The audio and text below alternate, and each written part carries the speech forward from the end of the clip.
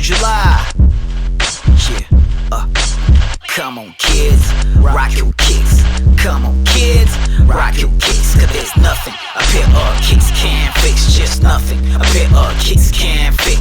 We last ever heard a rapper make it sound cool. Mind you, talking about my shit. But there's nothing a pair of kicks can fix. Just nothing a pair of kicks can fix. Once upon a time, apartheid was still alive. Seeds of dreams planted before beats and rhymes. Snotty nose kid living below poverty line. Pick a Buddha flipping through views of sneaker lines. Still at Capsule, I mean, talking to the most influential people out here. I'm chilling next to my Durban Connect. I mean, this is not even an interview, it's like conversations with people that I really like. Whenever I go to Durban, these are the cats that I basically highlight at because they understand the lifestyle, they're in the culture, they're independent as well. So that's one thing that I like about them. Mshengusmb, my nigga, welcome to Hunter for Kicks podcast. Zoxoxa nje, akusi interview. Zoxoxa nje, ngicela ungitshele ukuthi ukhula kuphi, ukhula nomama nobaba endlini, abantu bangaki endlini kwenzakala isikela just njalo njalo. Okay, I mean, I was born in Maritzburg, PMP. Yes. Deep KZN in Makaya. Yes. Check. Obviously, I was raised by my grandmother because my mom was very young. She was studying. Yes. So yeah, grew up in PMP KZN in a small town called Escopo. Yes. Went to primary school there, grade 4. Bangithatha bangisithekweni ngingasazi isilisa was like yo yes what's gonna happen now. Yes. I had to like I learn quickly. I had to adapt very quickly. Obviously in the suburbs. So who's that? Is your mom progressing from studying and she got a house? You moving with her, or what's going on there when you're doing that transition? Well, abazali bami got married in 98. Oh, sick. Back in PMP, and obviously if you're from PMP, oh, dope. You got to. Yes. If you why is that? Or if you it's ambitious. A small town. It's a small town. There's nothing going on. Oh, dope. Yeah, bro. So I moved obviously to Ethekwini back in I think it was 97 because they got married in 98. Dope. And then Banglanda 03. I was from the primary in Montclair. I stayed in Montclair Woodlands area. Yes. I went to primary school there, that side. Montclair Senior Primary School. I went to New Forest High School. Yes. And then I went to college. I went to art school for like 3 years. Dope. I have a degree in graphic design, so. Oh, dope. I'm qualified. I didn't even know that. But I remember, I think Pigo said you worked on one flyer for Boys and Bars like a while ago. I worked on something for Red Bull. I think it was. Oh, yeah. It was an invitation. Oh, yeah. Dope. I did that. Like I've done a lot for big brands. Dope. I've worked at Red Bull. I've worked with Flying Fish, Nokanda, my business partner. Yes. Unfortunately, it's in so long. It's all over the place. Yes. So yeah, I had a 9 to 5, by the way. Oh, crazy! What did you do? 9 to 5. I was designing billboards, calendars, dope. Maspala, boss. So it was like boring work. I can imagine. Even OK Malume, when I first met him, he was a graphic designer for I think Metro, so it was like a government program as well. He was just meant to ship basic, like titles and whatnot. Stuff. You know what I mean? Susume, yes, man. My projects. Yes. So it was like basic. Dope. So I got bored. I was like, yo, man, I need to do something with my life because I have a passion in fashion. Obviously the arts. So I was like, yo, let me try this. Cause she had bills. Only account a sports scene, obviously. Yeah. I had just opened. Yeah. So I was owing them like I think it was 10,000 at that time. I was like struggling. I was like, yo, where am I gonna get this 250 a month now? Yeah. So yeah, that's basically it. And then you started. Did you start? So yeah. Just tell the people like a difference between SMB and Babs because there's all this like that people think it's one thing. SMP is like the mother company. Yes. Of a collective of creatives. Oh, okay. Stitch is doing photography, obviously. I'm the guy who's doing the designs. The one guy is doing marketing. The one guy is a stylist. Oh, dope. So we just came together. Yes. We're friends, and we're like, yo, let's do something with what we have and see what's gonna happen. Yes. So basically, that's how we. And you guys formed, used like, to throw those parties in Durban. Yeah, and yeah, tell the yeah. people It was about crazy. It was crazy. that. Because I used to come. Yeah, I'm a house party. I used to come to one of Because those. we used to be sponsored by Umaspala, Yeah. Durban municipality, which was really dope.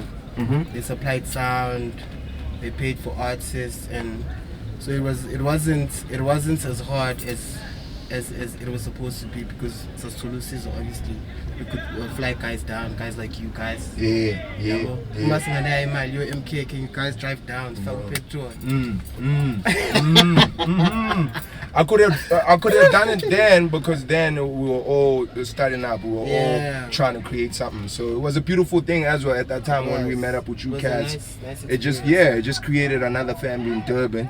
And I knew all the time now when I land, you cats will be around. You feel me? Yeah, no doubt. I always got your back, No doubt. And we've been talking about moving to Joburg. What's still keeping you? Because I know that's been your struggle back and forth. What's making you not move, my nigga? What happened was, I was saving money for a car, right? Dope. I was like, yo, I need to get this car now. 65 game was killing me. Yes. Yabo? Yes. So I was like, yo, I spoke to my mother and father obviously for advice. And Yes. they were like, yo, when the lanterns are, why don't you like invest in your craft? And I got that huge screen printing machine. Yes. With the 6 heads Oh, and crazy. the oven. Yes. And izinto zaqala zihamba kahle. I was like, yo, do I really need to move up? Because I remember you were here for a little while, right? Yeah, I was actually. Dope. I Dope. was. So now your business is picking up in Durban. People are starting to understand what you're doing. Yeah. Or are you getting orders from different brands trying to do their own thing, or what is that? I'm look like? getting orders from different brands, especially because bayangazi, bro. Yeah. Bayangazi like Goli, bayangazi Cape Town. It's Yes. like the that's what it's pushing my brand at the moment. Dope. Capsule. Babs is at Capsule 2019. Tell the people what you're doing out here, and what are you hoping to get after you leave? We're popping up, obviously. We have like a crazy store.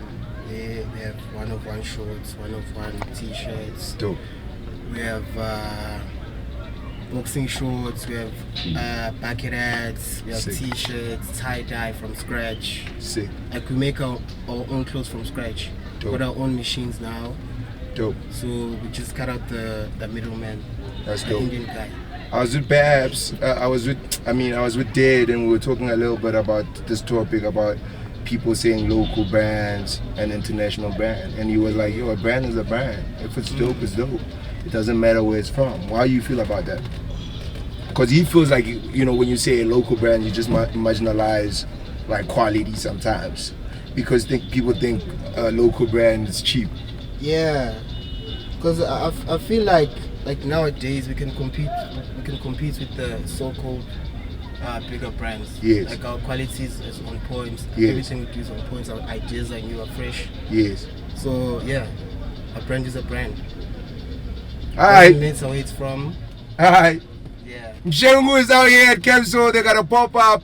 Go check them out. I told you I'm bringing you the finest, from designers to musicians to basketball players, models. Models are coming through as well. I got a dancer tyrant that's coming through as well. So catch us. We're still at Capsule, baby. Don't rush.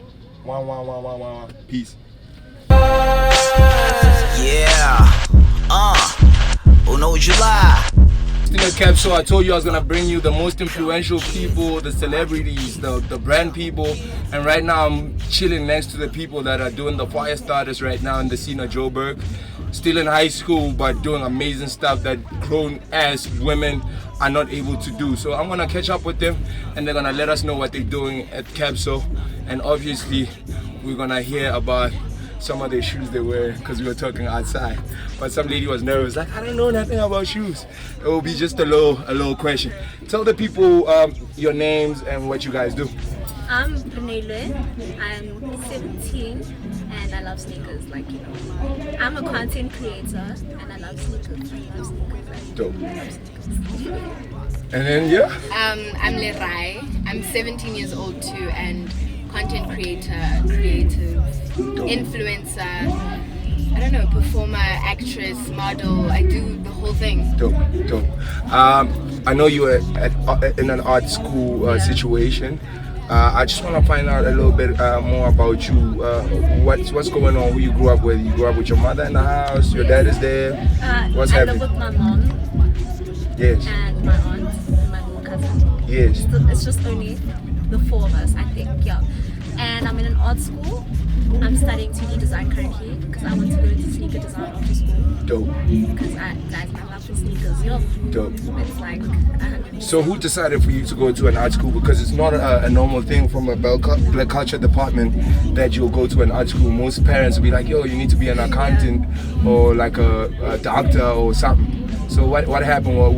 Were your parents open to art? Or I just remember how I started off at an academic high school, and I remember how much it used to give me so much anxiety.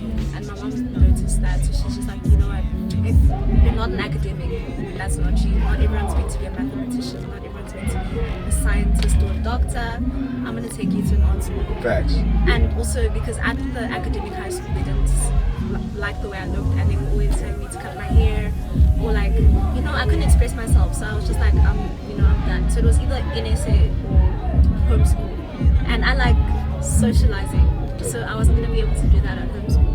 Yeah. So yeah, she's in homeschool and she's doing quite well, you know. Dope. And you, who's in the house? Is it both parents in the house? You got siblings? You from far away or you from around? What's going on? Well, it's just my mother and I. I've actually always been doing creative things from the age of 5 years old. My mom put me into modeling. You know, she felt that I was becoming too much of a tomboy. Yes. So you know, I had to put them heels on, walk down Yes. that ramp Yeah. to train. But I actually also wanted to go to the same art school that she's at right now. What gave you that idea? Was Because- it your friends there or? No, Is it I something- had no friends there. It's just that I felt that I wanted to go and just be in an environment with other creators because I had that deep down within me. Dope. But I think life had different plans for me. I went to a traditional, normal high school, and I actually started homeschooling this year. Dope. How's that And going? It is amazing. I feel like I have become more of myself than I ever was at a traditional school. I felt like I was boxed at a school, and here I'm able to do my creative work. I'm able to work, and I'm able to still get my grades. You know. Dope. Yeah. I know you do a lot of content creation with different brands. Tell the people about some of the brands you work with. I've worked with Nike, I've worked with Puma, I've worked with Dickies, I've worked with Skechers. That's crazy. Daily Paper, I've seen I've some worked daily with paper stuff. I've worked with And she's 17, that's crazy. And you, what brands are you associated with? Sports Scene, Crazy. Fila, what else? Maybelline. That's crazy. What else have I done? So how do you guys get these jobs? Is it because of your following online? Do you get a crazy following that these brands pick you up from, or you get how do you get the jobs? Well, for me, it's DMs. It's networking. Like Dope. when I go to events, I speak to people. I'm Dope. one of those people that will actually approach them and be like, "Yo, we should work," and then I come up with a proposal, send it to them, and then they like the proposal, and then they get back to me. And Dope. you know, it's not that easy. It's not as easy as just getting into it. Yes. Whereas some people. And how do you work it out between your school and that because I know it gets tough because we worked on one project sometime and you're like, I can't make it, I got classes, I got And then I this. still came. Yeah, you still came, but it was more or less I felt that you were serious about your schoolwork and you were also passionate about what you want to do, right? So that as well sticked with me for a little while because it's like you always there's serious things that you gotta do and there's passion things like your mom being sick it's a serious thing, right? You getting education is a serious thing. Your passion is like maybe you're in the sneaker culture, that's your passion. It might not be as serious as crazy, but it's your passion, and if you can balance the two, that's amazing. And I saw you do that the other day. And I've seen you on around Bram. Yeah. Tell me about Bram. Is it the area that you like going to, or I don't know. you don't like this Bram kid connotation? What? No. Okay. Cause kids will be in Bram and you meet them in Sandton, you're like, yo, Bram kid, they'll be mad at you. Yeah, I think just the whole thing of labeling people as one thing is something that I don't really want to conform to. You know? What happened to pride? Taking pride and say, this is who I am and this is what we do. Yeah, but you can't put me in a box saying I'm a brown kid. Rather say I'm Lerai, because Lerai is who I am. Yeah, but you must understand, if you stay in Harlem, there's a Harlem culture that goes with it, and you gotta be proud to say I'm from Harlem, Can I add right? to that? Yes. We're from Joburg. We have a Joburg culture. Yes, but to be quite honest, you go into these boardrooms, right? And I'm not gonna fake it or sugarcoat it, because we're also trying to teach.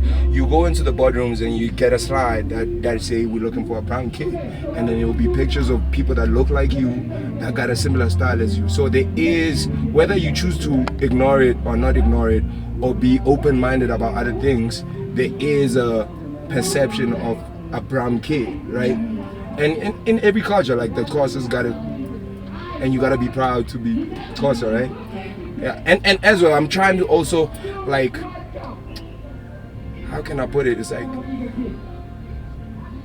creating areas, like when you go to New York, Soho is like, you know, like kids from Soho, you could see. You go to LA, there's VFX kids, like your Tyler the Creator, all the Odd Future kids used to chill there, and they're now big names. The Ricky Riggs are brown kids. The you know what I mean. So the Champagne 69s are brown kids. So we need to coin that before these brands decide to be, you know, Let's start something called brown kids. Yeah, of course. Putting it like that, I get what you're saying from a branding point of view. Yes. Yeah. But not on some boxing shit. Obviously, Not in a negative when way. you're in Bram, you influence. Yeah, not in a negative way. Not the drugs, Nah. not the whole infamous name around. Nah, just the flyness. You guys are known for the flyness. I think that's what we need to do more. I think we need to emphasize on how Bram is not just, you know, the dodgy side of what other people might expect it to be, but the culture, the people that come there. I mean, you won't just find someone from Joburg in Bram. We have people all over. Because if you're not from Bram, you can see it. You will walk around looking confused. Yes. Your style will be on some, nah, you're not from here. We'll see that you're not from here, you know. But if you're from there, if you're always there, if you adapt to the culture, then, you know, you fit in. And that's not always good to fit in, but when you fit in that way, then, you know, yeah. Makes sense, family. Everyone's family, even though we don't know each other. Dope. And then Capsule 2019, were you guys there last year? Or is it your first one? This is my first year. That's crazy. So you didn't do the ASAP, but you were 15, so... 16. Yeah. Well, ASAP Ferg was 2 years ago. Oh, yeah. That was the first we one. were too young. Yeah, that's dope. That's dope. So what do you know about Capsule? It's dope. That's all. That's the description I have for it, because I haven't really gotten to explore, because there's so many photographers. But when you see the social media, what do you think it represents? The culture. Yeah.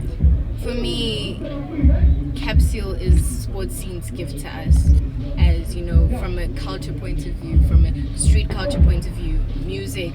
We have people playing basketball out here. There's a skate park and music, you know.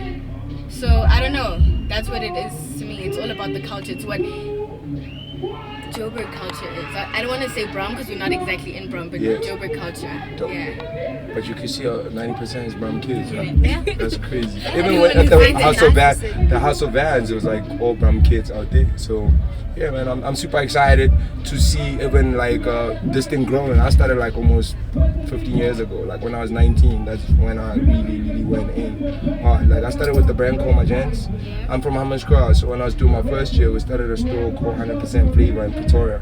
We were talking like local brands, Luxury Culture, Zway 2, Player Sport. There were all these crazy brands. Yeah, for long. Then I started on my Keep later on when I got to Joburg. You started on my Keep? Yeah, I was 22. And then I did the Started on my Keep, guys? Yeah, I'm the founder. Yeah. Me, Scoop, and Nkosana. Yeah. You know Scoop and Nkosana, and there's the Duke on Nkosana. It wasn't famous, it was just a normal cat. And yeah, that starting early helps because now you can, in your 30s, you can say I am who I am, right? To be with you. Honestly, I've known you, but I didn't know that. Yeah, well, I mean, I knew you for Boys and Bugs. Yeah, well, I did that too. I did that. Yeah. That's what we know because we're like the new school kids. I actually And have a Boys and Bugs question is what for we you. know. Yes. I'm gonna turn this around. So looking at us, you know, since It's a you said that podcast, you- so we talking. Not an interview, yeah. Since you started, you know, from a young age, 19 years old, looking at us and what we're doing right now, or the little that we're doing right now, because I feel like we're also just getting started. You know, Yes. this industry is quite new to us. What advice do you have for us? I don't have, but I'll tell you, it gets dark, right? And I'm not the sugar coating type of dude, right? It's gotten dark already. Trust me. I've seen our dark times. Yeah, it gets Just hope it gets better. Yes, yeah. So it's like a Steve Biko book for me. I write what I like. Young black man, you on your own. Like it's has been like that ever since I came in. Even today, I still feel like my idea has been realized, but I don't think I stand next to my peers and get the same level of respect. You feel me? And I've done a lot. Like it's funny. Like you say, you don't know. I did. I'm a give deep. I mean, I worked with guys like Brenda Fassi, Level Matosa, and you know what I mean. So I got a rich legacy in terms of like where I'm from.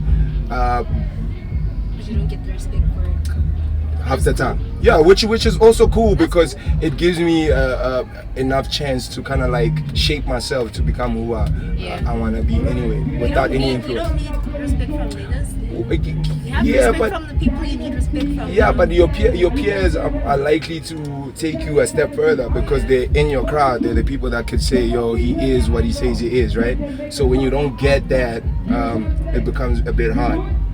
I don't know. But as well, it's also about the stuff that I do. They're quite misunderstood half the time. You know what I mean? You've been they're ahead of time. Since all the the time, beginning. yeah. I'm a Kip was ahead of its time. Yeah. I'd wear it now, but it's just like I don't know where to find it. Yeah, You know? yeah. No, I appreciate it's it. really, really hard to find. Where can I appreciate get I'm a Kip? I appreciate it. I don't know anymore. I'm not part of it anymore. Yeah.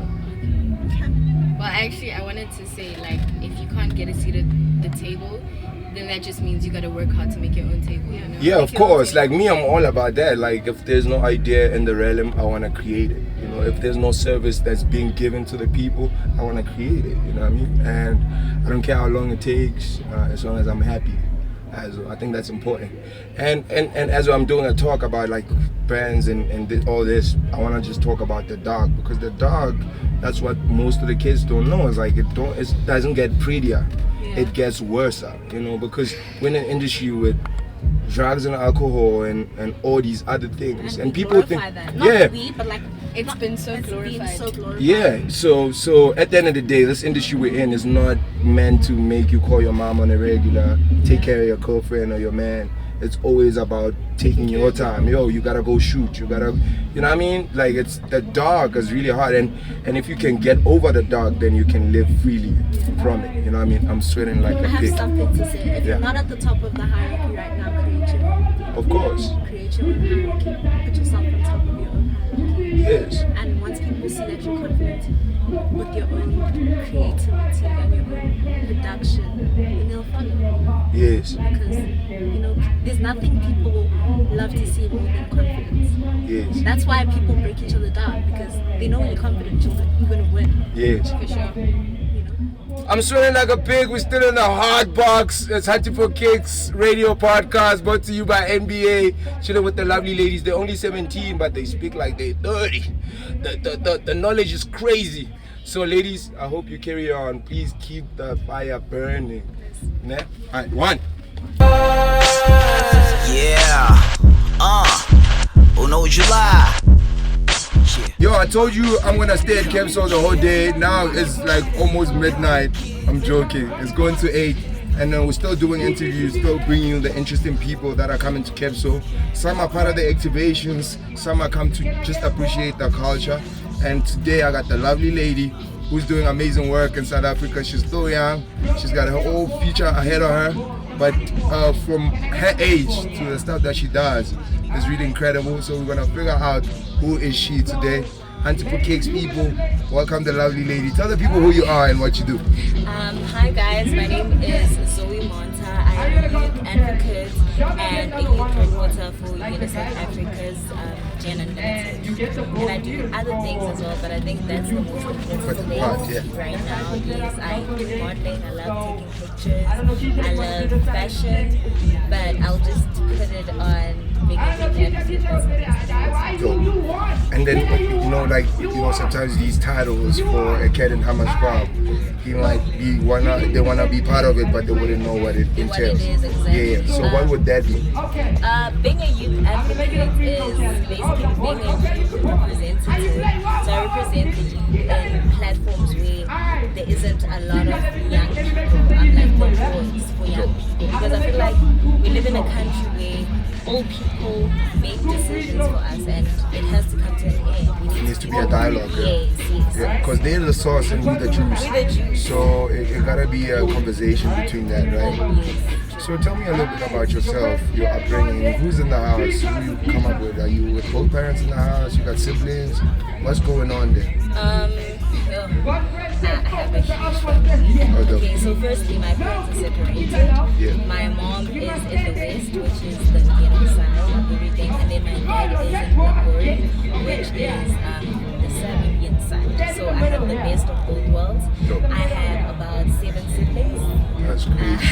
That is crazy, and I'm the first. That's crazy. Yes, I'm the first, and I'm 20 years old. So yeah, my parents have like a lot of Other young kids. yeah. So your parents remarried to other people, or was it girlfriend, boyfriend type of scenario? My dad is currently with someone right now, and she's actually Dope. yeah, and my mom is not with anyone. She's a very hardworking woman, though, and she does a lot. Dope. And then tell me about some of the toughest challenges you've encountered growing up. There's quite a lot. Like I've been at a point where it wasn't easy for me to express myself through my fashion, through what I want to be, and it took for me to hit rock bottom to actually get to the person that I am right now. And I'm currently in a position where I feel like I'm doing everything I'm doing to one of the objectives as well is to change the stereotype of what a change-maker should look like. Yes. Like people mostly say that, why are you wearing kids accessories? Yes. And they just don't get it, but I'm trying to change that stereotype because there's more to a person than what What they you look like. Yeah. Yes. And then how did your parents react? Were they open to you looking stylish, being a fashionista? Was it something you had to explain? With my mom, she doesn't have a problem with it, like at all. She just knows that I have a very sexy fashion sense. But with my dad, sometimes it gets tricky, and the most crazy thing is the cake part, because my boys are like, What's going on? Yeah. 3,000 for cake, so we're not doing that. So I've had to actually explain myself a lot to my dad and make him understand the culture. Dope. Yeah, so that's the issue I've had with my dad. And then from your family, obviously you're the oldest. Are you guys close with these other 6 people, or is it more or less like I see you when I see you? I love my siblings a lot. I am close with one, with my biological brother, from both parents, and I have other siblings that really look up to me a lot, and I just feel like it's a hard title to hold. Being the first one is a hard title because you have to set an example. So in everything that I do, whether I'm here at Capsule, I try finding intention, so that now when they look at me, they're like, okay, my sister went to Capsule, she's chilling with cool people, but that's not what she's there for. Yes. There's a lot that she's doing. Dope.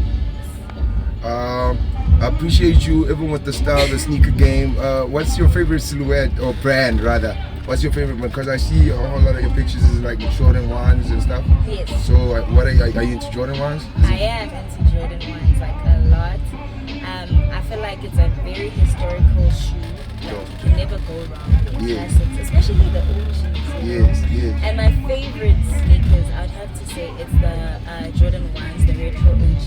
The Star is Born. The Star is Born. Damn, you're going with the collabs and all that. That's dope. That's really dope. Tell me about Capsule. You've been here for how many hours now? Oh, I've been here since 2. Since 2. Yes. So what have you, seen? Experienced. Yeah. I've experienced a lot. From yesterday, actually, because I went to the press conference. Oh, for real? Yes. Damn, you determined, huh? You like, yeah, we Thanks going. for the culture you're representing, yeah. Today's experience has been mind-blowing. I mean, there's so many stores out there, and there's so many people that I've met that are very, very interesting. I'd have to say my favorite would have to be the Sprite store. because there was What like was- that. what's There's happening? like this thing. I don't know what they call it. It's like a booth where you put your phone and then you start spinning. I'll show you the video. That's crazy. Yeah, that was That's nuts. very nice. And then the Nike section, did you go there? I did go, but it was more for the dancers. Yes. So I'm not much. You're not a dancey person. And the Vans, did you check out the Vans? I did. I got What do you a think? bag. Oh, you got the bag from The there? bags, yes. Oh, that's crazy. It's hot in there, but yo, I love the setup. I feel like they did the most. Yo, it was Dope. amazing. Dope. So you promise to come back next year? Definitely. Dope. Definitely. What do you know about NBA Africa? Do you know anything? I went to basketball. Yes. Okay, cool. They got this thing called NBA Junior League. Do you know anything about it? No, but you can educate me. So basically, NBA Junior League is like an academy that they do in the Northwest, where they taking like young kids under 13, under 15, teach them basketball, and it's quite a big thing. Now the phones are going. Is it the one Shimajosi was doing? Yes. Okay. And Nasty C today. So today's is the finals. I want you to shout them out, the kids that are playing ball, and say good luck to everybody. So NBA Africa and NBA Africa Junior, I just want to say good luck and kill it today. Okay. NBA Africa Junior, I just want to say that the world is yours. You got this. You don't have to stress. You have our support, and all the best. No doubt. Alright, it's MK Fresh. We out. Oh no, July. Yeah. Come on, kids. Rock your kicks. Come on, kids. Rock your kicks.